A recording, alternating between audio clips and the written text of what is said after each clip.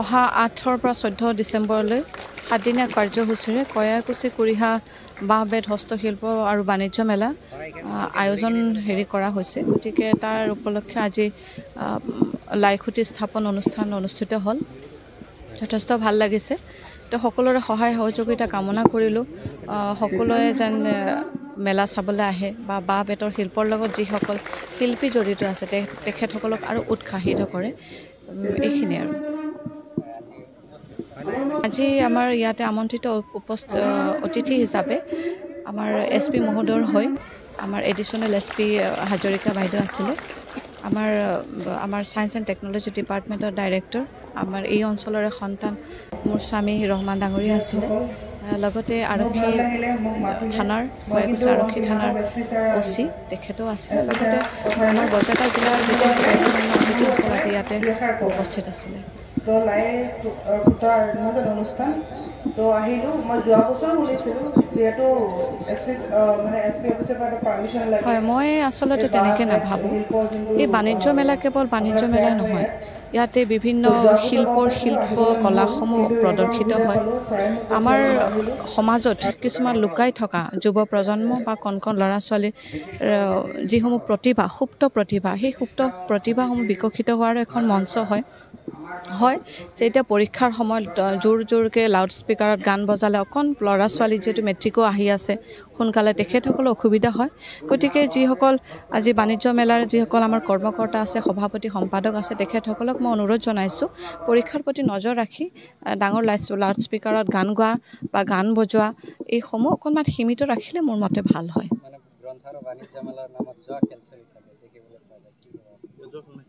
মই তেনেকৈ পোৱা নাই আৰু মোৰ বোধেৰে আমাৰ এই অঞ্চলৰ এই কয়াকুছি কুৰিহা বাঁহ বেতৰ শিল্পৰ প্ৰতি তেখেতসকলৰ এটা সহযোগিতা আছে। ইয়াত মোৰ মতে তেনেকুৱা ধৰণৰ জুৱা খেল হ'ব নালাগে আৰু হ'লে সভাপতি আমাৰ সম্পাদক ডাঙৰী আছে তেখেতসকলক অনুৰোধ কৰিছোঁ আইন বিৰোধী কাৰ্যকলাপ যেন ইয়াতে নচলে, তাৰ বাবে আপোনালোকে চোকা নজৰ অকণ ৰাখিব।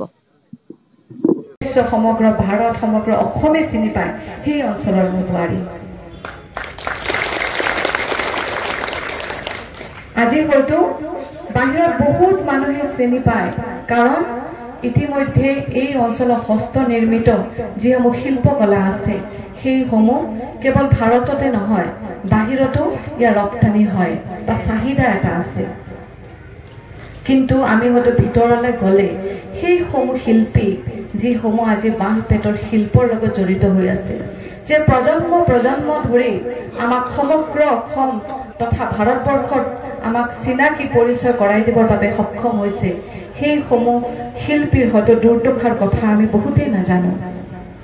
আমি ভিতৰত গ'লে তেতিয়া বুজিব পাওঁ যে দিনত হয়তো কেতিয়াবা কাৰোবাৰ 500 টকাও নোজোৰে, 500-200 টকাও এটা তেওঁলোকৰ দিনত ইনকাম নহয়, পৰিয়ালটো চলাব পৰা ব্যৱস্থা তেওঁলোকৰ নাই। তেওঁলোকে কিমান কষ্টৰ মাজেৰে তেওঁলোকে দিন পাৰ কৰিছে। এই শিল্পক, এই বাঁহ বেতৰ শিল্পক এতিয়াও যে তেওঁলোকে ধৰি আছে, এতিয়াও যে তেওঁলোকে সেই শিল্পক ধৰি আছে, তেওঁলোকক যাৰ বাবে মই তেওঁলোকক সেৱা জনাইছোঁ, তেওঁলোকক নমস্কাৰ জনাইছোঁ। কেতিয়াবা আমি গুৱাহাটীত, কেতিয়াবা ৰাজস্থানত, গুজৰাটত এক্সপো যেতিয়া বাণিজ্য মেলাবিলাক হয় দেখিব পাওঁ যে তাৰে যিবিলাক লোকেল স্থানীয় শিল্প আছে সেইবিলাকক যথেষ্ট সমাদৰ দিয়ে। সেইবিলাকে বিশ্বৰ বজাৰ দখল কৰে শিল্পীবিলাকে বা সেই শিল্পীৰ কাৰুকাৰ্যবিলাকে। কিন্তু আমাৰ এই কয়াকুছি বা কুৰিহাৰ যিবিলাক বাঁহ বেতৰ শিল্প সেইবিলাকে আন্তঃৰাষ্ট্ৰীয় বজাৰ দখল কৰিবলৈ সক্ষম হৈছেনে আজিৰ যুগত? নে আন্তঃৰাষ্ট্ৰীয় বজাৰত চাহিদা আছে সেই অনুপাতে আমাৰ যিবিলাক শিল্প আমি বনাই আছোঁ বা যিবিলাক কাৰুকাৰ্য আমি কৰিব পাৰিছোঁ সেইবিলাকে সেইটো ষ্টেণ্ডাৰ্ড পাইছেনে নাই? গতিকে বহুত কথা আমি চিন্তা কৰিব লাগিব আৰু এই কয়াকুছি আৰু কুৰিহাৰ এই শিল্পসকলক যুগ যুগান্তৰলৈ বচাই ৰাখিবলৈ, যুগ যুগান্তৰে তেওঁলোকৰ শিল্পক আদৰ সমাদৰ দিবলৈ কিন্তু আমি আগভাগ ল'ব লাগিব, আমি আগবাঢ়ি আহিব লাগিব। আৰু যাৰ বাবে আজি কুৰিহা বাঁহ বেত শিল্পৰ নামৰ এটা NGOৰ তৰফৰ পৰা এটা সুন্দৰ পদক্ষেপ গ্ৰহণ কৰিছে, বিগত প্ৰায় 3 বছৰ ধৰি তেওঁলোকে এই শিল্পক সন্মান জনোৱাৰ বাবে এখন আন্তঃৰাষ্ট্ৰীয় বা ৰাষ্ট্ৰীয় বজাৰ দখল কৰাৰ বাবে তেওঁলোকে গঢ়ি তোলা সেই কাৰুকাৰ্য বা শিল্পৰ সমূহক মানদণ্ড আৰু অধিক কৰিবৰ বাবে তেওঁলোকে এই বাণিজ্য মেলাৰ আয়োজন কৰি আহিছে। মই ভাবোঁ সুন্দৰ পদক্ষেপ, আপোনালোকে সকলোৱে সহায় সহযোগিতা কৰিব। নিশ্চিতভাৱে ভাল দিন যদি আহে আমাৰ, আপোনালোকে সকলোৱে দোৱা কৰিব। এই শিল্পীসকলৰ স্বাস্থ্যসন্মত দিশসমূহ সামৰি লৈ পেলাই তেওঁলোকৰ শিল্পকলাক আৰু কি ধৰণে উন্নত মানৰ কৰিব পাৰে, তেওঁলোকৰ ট্ৰেইনিঙৰ ব্যৱস্থা, পুঁজিৰ ব্যৱস্থা এইসমূহ গ্ৰহণ কৰিম বুলি মই আপোনালোকৰ সন্মুখত বা শিল্পীসকলৰ সন্মুখত গেষ্টসকল, মোৰ ভাল লাগিলে মোক মাতিলে। মই কিন্তু on behalf of S P sir আহিছোঁ। এছ পি ছাৰক কথাইলে মোৰ হৈ পেলাই 2 এষাৰ ক'বা। তো লাই ফুটাৰ নহয় অনুষ্ঠান তো আহিলোঁ। মই যোৱা বছৰ শুনিছিলোঁ যিহেতু এছ পি অফিচৰ পৰা এটা পাৰ্মিশ্যন লাগে এই বাঁহ বেত শিল্প যোনটো আপোনাৰ ফেয়াৰ হয় ইয়াত। তো যোৱা বছৰ গম পাইছিলোঁ, আহিবলৈ নহ'ল, কিন্তু এইবাৰ সুবিধা পালোঁ, ছাৰে মোক পঠিয়ালে, মই আহিলোঁ আৰু পাৰ্মিশ্যনটো গম পালোঁ যে ইয়াত মানে এইবছৰ আকৌ এটা হৈ আছে, ভাল লাগিলে। আৰু বাঁহ বেত যোনটো আপোনাৰ হেণ্ডিক্ৰাফ্ট,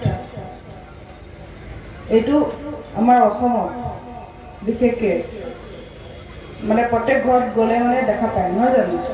যিকোনো বস্তু হওক মানে বাঁহ বেতৰ পৰা বনোৱা আমাৰ সকলো অসমৰ সকলো ঘৰতে পোৱা যায়। এইটো বুলি নহয়, মই আগতে আমাৰ ফ'ৰ্চত আমি থকা CRPF তেওঁলোকৰ পাৰ্চনেল আহিছিলে, মুম্বাইৰ পৰা আহিছে।